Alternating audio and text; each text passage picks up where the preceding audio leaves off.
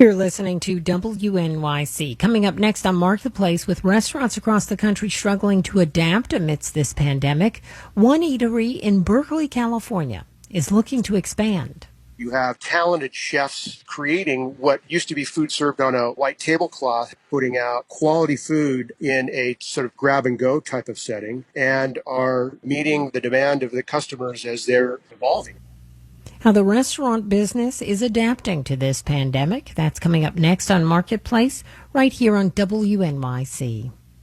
Support for WNYC comes from Amtrak, rolling out new travel practices for passenger safety, including mandatory mask-on policy, efficient air filtration, private roomettes on many trains, and change and cancellation fees waived through August. More at Amtrak.com. WNYC, independent journalism in the public interest. 93.9 FM and AM 820. NPR News and the New York Conversation.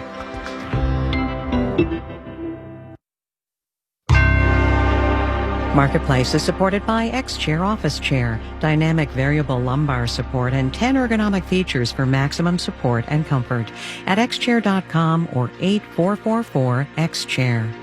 Extra unemployment has officially run out. Millions face eviction and homelessness. Congress is not close to a deal. But hey, at least we're getting this TikTok thing figured out. From American Public Media, this is Marketplace. Marketplace is supported by Kronos, providing HR solutions for the modern workforce and the people who support them. Learn more at kronos.com. And by Personal Capital, offering remote telefinance services with financial advisors and digital financial planning tools. Learn more at personalcapital.com. And by C3.ai. C3.ai software enables organizations to use artificial intelligence at enterprise scale, solving previously unsolvable business problems. Learn more at C3.ai.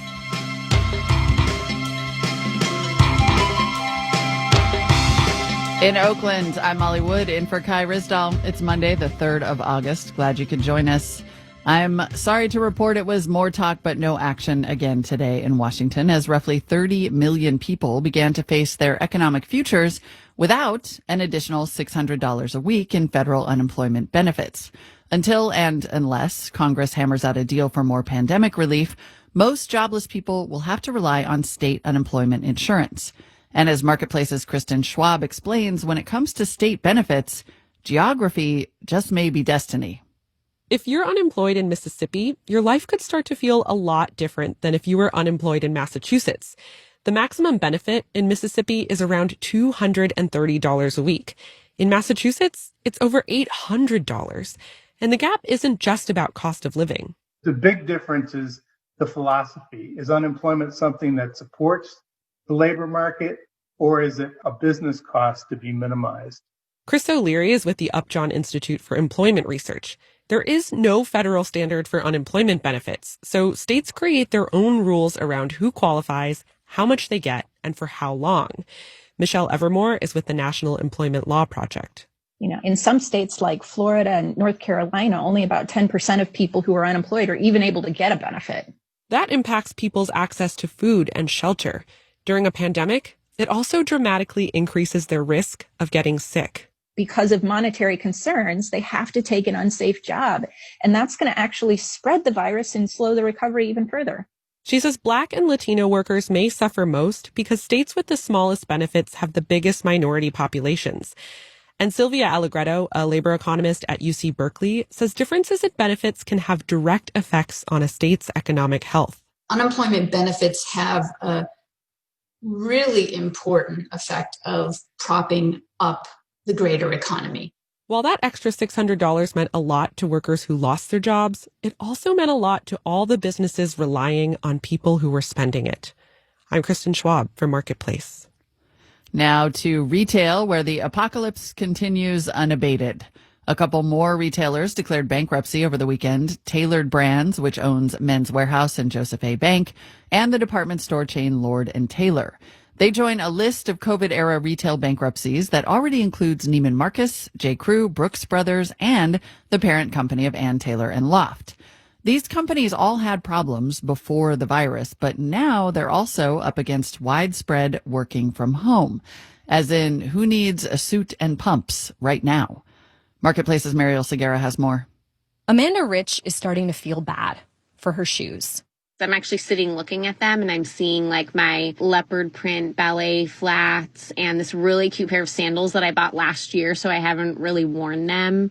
She lives about 30 miles east of Seattle and works in communications. I think they're thinking, because they don't know, right? Did we do something wrong? Rich used to wear business attire, a blazer or a dress with fancy shoes, to the office every day. I have not put on a dress since March. There are many lonely dresses and blazers and suits hanging expectantly in closets across America right now. And a lot of them came from retailers that have filed for bankruptcy during the pandemic. Many of those retailers started the lockdown with a lot of debt. Meanwhile, COVID accelerated a trend that was already underway. Tiffany Hogan is a retail analyst at Kantar. We've seen a casualization of the office of workwear for several years now. Dress down Friday is not just jeans anymore. It's even more casual than that. Since working from home is the new normal until who knows when, could those retailers maybe change things up, start selling more casual clothing? They're two totally different animals. Michael Londrigan teaches at the Fashion Business College, LIM. You can't just flip a switch and say, I'm going from formal wear to casual wear. A retailer would have to buy different materials, find new suppliers and designers. And that takes time. Which we seem to have a lot of. Google, for instance, has told its workers they're not going back to the office until at least July 2021. I'm Mariel Segura for Marketplace. On Wall Street today, some more activity seemingly completely divorced from reality. Details when we do the numbers.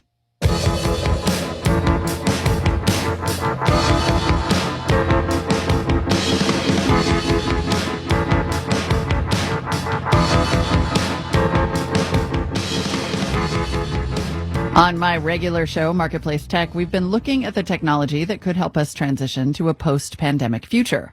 More now on the importance of connectivity, starting with education. Distance learning requires a functioning device, digital literacy, and of course, a robust internet connection.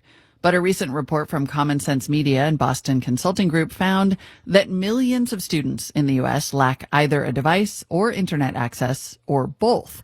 And hundreds of thousands of K-12 teachers also lack hardware or internet access. Elizabeth Gadelman-Galicia is Vice President for Policy at Common Sense Media. Thanks for having me. So let's just start with the basics and talk about what you found in this report. How many kids did you find had trouble accessing distance learning? So we're talking about 15 to 16 million students nationwide. And this is students that either don't have an adequate device, students that don't have adequate high-speed connectivity, or both. And we heard from students and we heard from teachers about trying to navigate learning. For example, there was a student who was trying to download a 4-minute algebra video, and it took over half an hour. Or we heard from teachers who weren't able to upload videos that they had made or host a Zoom class, so had to drive to a parking lot where they could access free Wi-Fi. So speed, it needs to be adequate connectivity where it's high-speed broadband. So if you have connectivity, what else do you need? You need a device. Now, try to do a book report or, navigate a chemistry lesson on your phone. Mm-hmm. Mobile only is not going to cut it either when it comes to distance learning. How much would it cost to try to close this divide, given all those factors? Yeah, there's always it will take an investment. It's a range, $6 billion to $11 billion to get students ready to learn. Now, the high end accounts for, census data right now shows that there's, average of 2 kids per household, and recommendation is to have a 1-to-1 ratio of student to device. So you would allow for a device for each student. You would have an environment where you could be participating in interactive online learning throughout the day. And then at the high end, it would allow for the kind of learning environment that I frankly think teachers are really hoping for if they want students to succeed, when it comes to distance learning. Where might that money, does that need to be federal investment? this would be something, and this is an ask out to Congress, and this is talking about putting in funding that would allow schools immediately to purchase hotspots for families, to get devices in the hands of families and get reimbursed. It's interesting. We have precedent in the past for when it comes to educating our children, we make sure that they're ready to learn. So if you think about free and reduced price lunch, why not have something like free and reduced price access? And think about having vouchers for students that need devices and broadband so they can be learning. Are there conversations or investments or innovations that you see happening now that do give you hope that you think could potentially get us to a more equitable future? Yeah. I mean, I'm trying not to be cynical. We all are. That's why I'm asking you, help us. Yeah. I mean, I think that it's encouraging. First of all, we're co-sponsoring a bill in California, Broadband for All. It has less opposition than you would anticipate. There's a parallel effort in California to close the digital divide that has industry involved, and we've seen tech companies step up with providing devices to students. We see a lot of low cost and free broadband opportunities. Now, those usually, those are time bound. We want to see what are sustainable solutions. So I think if industry can continue to lead the way by, showing where they're willing to step up, that really sends a message to policymakers that they need to make the kind of investments to make sure that, this is sustainable and we're really addressing student and family need. Elizabeth Gettleman Galicia is Vice President for Policy at Common Sense Media. Thanks so much for the time. Absolutely. Thanks for having me. Marketplace is doing a new 3-part series called The Economy, What Now? Marketplace Tech produced The Pivot Point about how tech is driving our post-pandemic future in health, the workplace, and education. You can hear that this week on select local public media stations or listen at marketplace.org.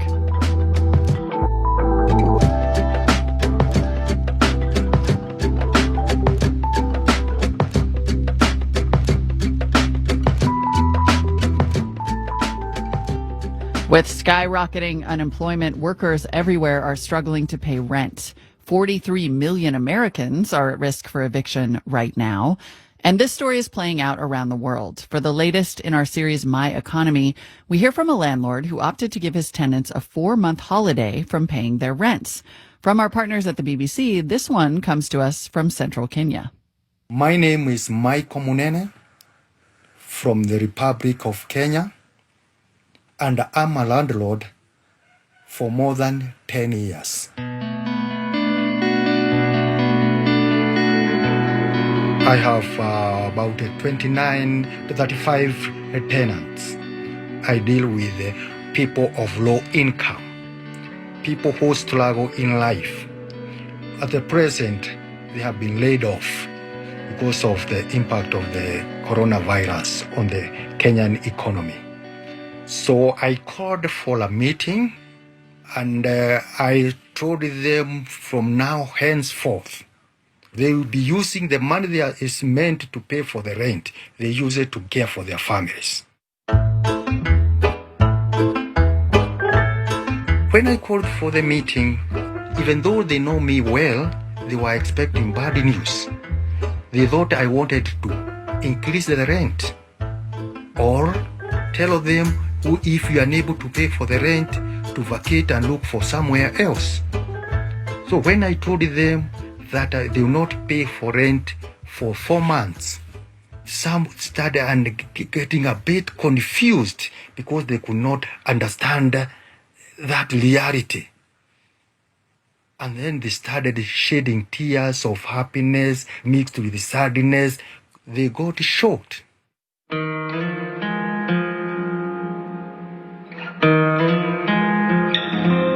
The financial loss has a lot of impact on me because it's around $3,000 per month.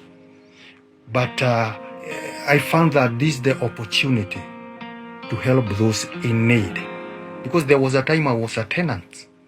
So I know how it feels to be a tenant and how they struggle to pay for the rent. So what one has in the bank is not important, but what you are doing to support your fellow human being at this moment. This is the hour of need. Michael Munene in central Kenya, courtesy of the BBC. We needed that, right? Tell us what's going on in your economy at marketplace.org.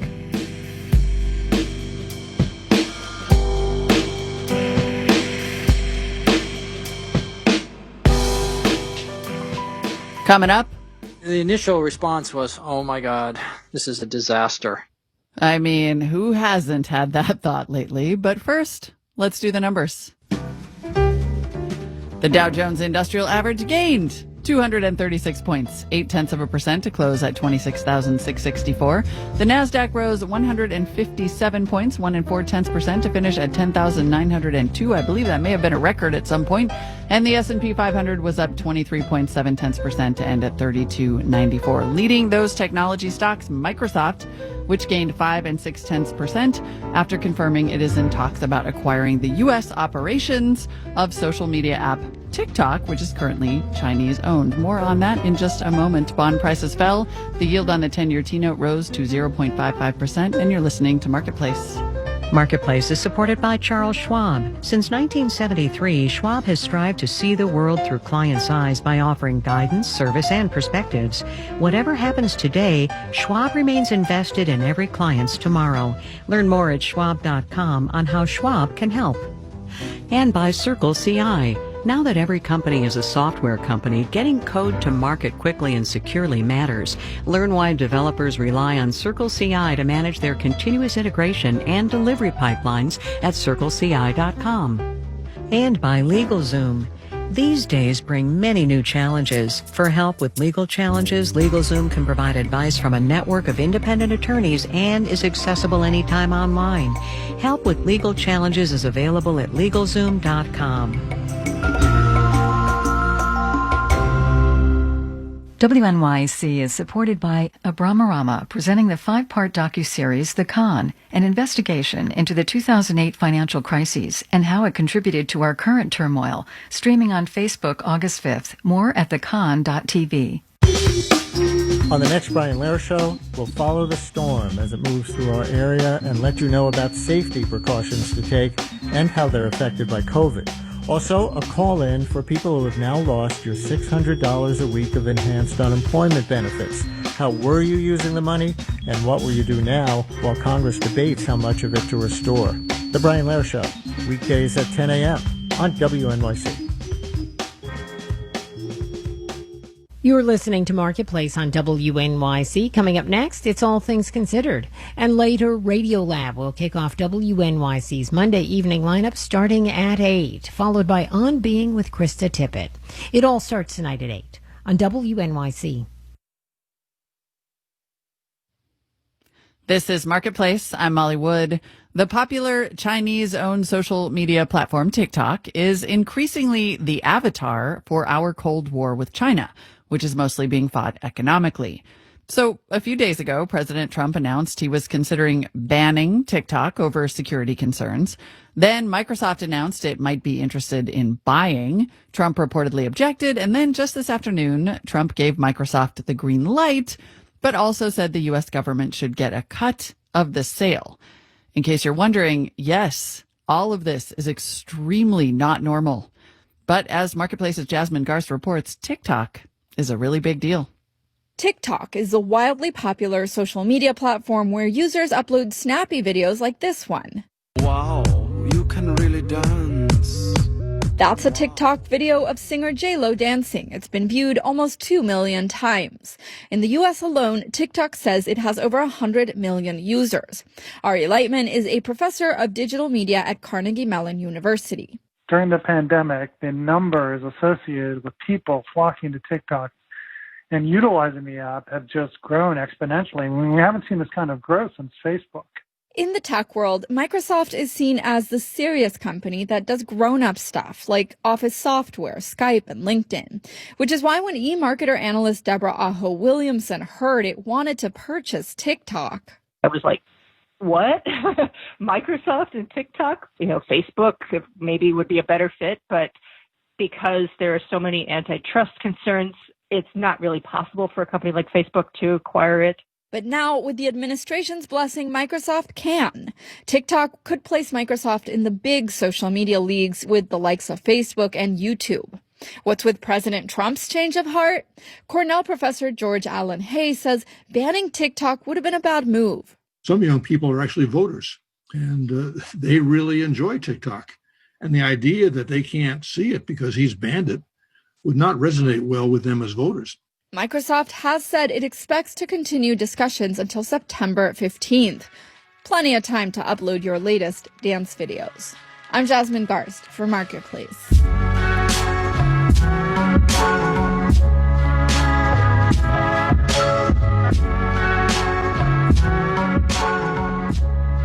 Here's the thing with this pandemic. It, and more precisely its global economic impact, are unlike anything we have seen in modern times, and no one really knows what might happen in the next months or even years.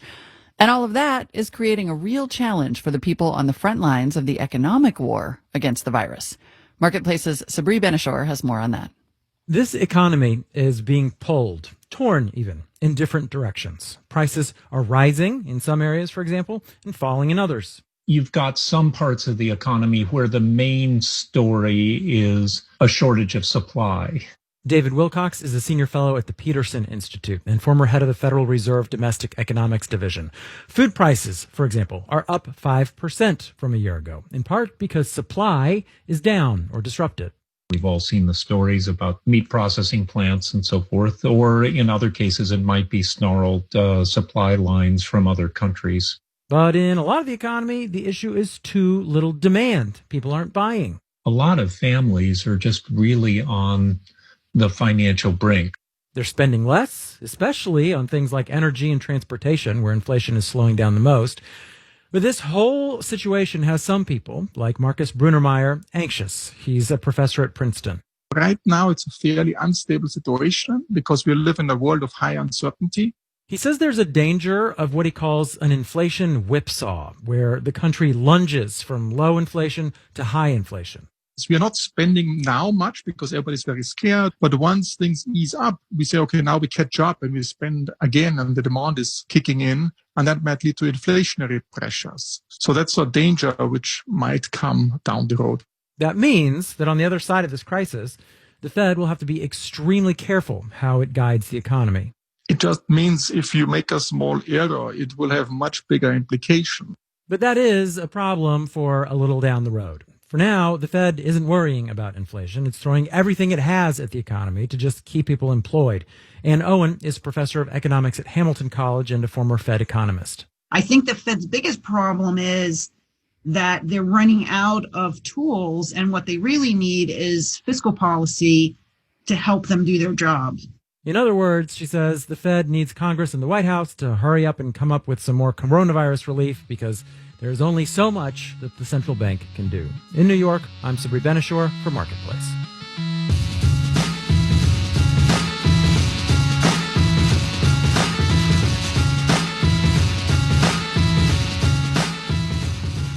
In listing the business sectors whose futures are up in the air, we cannot leave out restaurants, many of which have gone out of business altogether, and many which are trying to adapt with total different business models. The owners of one high-end restaurant in Berkeley, California, have actually opened a new restaurant in Oakland during the pandemic as a takeout operation. Sarah Husseini from KQED reports. Have a great one. Thank you. Here in Oakland's Grand Lake neighborhood, masked employees shuttle brown-bagged orders from the kitchen to several rows of holding racks. These are destined for pickup customers waiting outside and a stream of double-parked delivery drivers. The restaurant Comal next door is heading into its first Friday night. Co-owner John Paluska is upbeat, but that wasn't the case just a few months ago when the Bay Area began its coronavirus-related shutdown. When this whole thing hit, we were just about ready to open as a regular old restaurant. And I felt the initial response was, oh my God, this is a disaster. Paluska already owned two side-by-side restaurants in Berkeley. One was a more upscale dine-in restaurant, Comal. that offered plates for 2 to 3 people to share for up to $56. And adjacent, a more casual cantina that offered takeout. And those takeout offerings, $11 burritos, bowls, and tacos, and a few dine-in favorites, started flying out the door. In fact, the cantina, also called Comal Next Door, recently had its best day ever. So we're actually over 100% of our historical high water marks. Paluska's using the same approach for the new restaurant in Oakland and can't see changing it anytime soon, even once indoor eating is allowed. Now, refrigerators and shelving racks have taken over the original Comal's former dining rooms. And we're having enough success with this where we feel like we just want to ride this out until we're on the other side of the pandemic. And I think it's going to be a long time. And as the pandemic continues, he wants to protect the health of his staff. After having laid off all of his employees early on, he's been able to hire about half back, thanks to a PPP loan. People say pickup is the new dine-in. That's California Restaurant Association President Jot Condi. He says Comal Next Door is an example of how the pandemic is reshaping the industry. Where you have talented chefs creating what used to be food served on a white tablecloth, putting out quality food in a sort of grab-and-go type of setting, and are meeting the demand of the customers as they're evolving. Condi estimates that about a third of California eateries won't survive the pandemic. He predicts the overall restaurant failure rate will be even worse, up to 50% in urban areas that rely on tourists, like San Francisco. So the city is looking at other models for the future. Jay Chang is with San Francisco's Chamber of Commerce. We have an economic recovery playbook that we built in the chamber, and commissary kitchens, like shared kitchens, and helping restaurants pivot to takeout and delivery is like our top priority. It's like what we think is the future of the restaurant industry. It has to be. Chang says restaurants that can shift their operations won't necessarily be raking in the cash, as takeout margins can be thin, but they might just be able to survive. Back in Oakland, longtime Comal customer Dave Collins is picking up his takeout order from the newest spin-off restaurant. Got a veggie bowl and a carnitas bowl. We're going to share it. And a giant cocktail.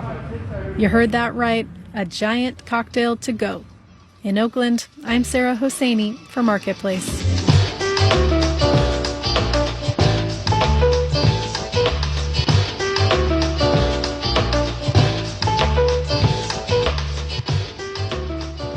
This final note on the way out, I want to give you a few more numbers about the looming potential eviction crisis. You heard me say earlier that up to 43 million Americans are at risk of eviction. Nonprofit Quarterly compiled some other numbers, like how 26.5% of U.S. families are reporting housing insecurity, according to the Census Bureau. A conservative estimate suggests that more than 2 million people could end up homeless, and that's assuming only 23 million people get evicted. And of course, the pandemic has reduced capacity in shelters because of social distancing requirements. The White House said today it's considering unilateral action to stop evictions, since Congress appears nowhere near a deal.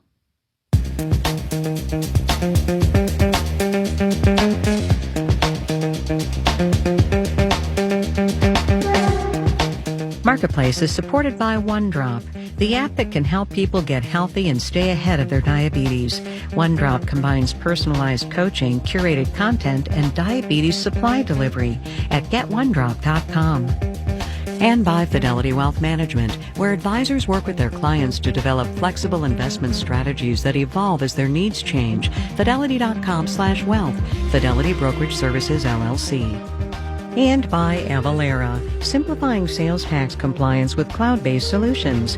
Avalara automatically integrates with more than 700 of the most widely used ERP and e-commerce solutions. Avalara, tax compliance done right. And now for a quick moment of economic context on Microsoft and TikTok. Microsoft's biggest acquisition ever was LinkedIn, $26.2 billion in 2016. The last time Microsoft bought something cool was in 2014, $2.5 billion for Minecraft. Our daily production team includes Andy Corbin, Ali Pham, Maria Hollenhorst, Sean McHenry, Daisy Palacios, and Bennett Purser. I'm Molly Wood. We'll see you tomorrow, everybody.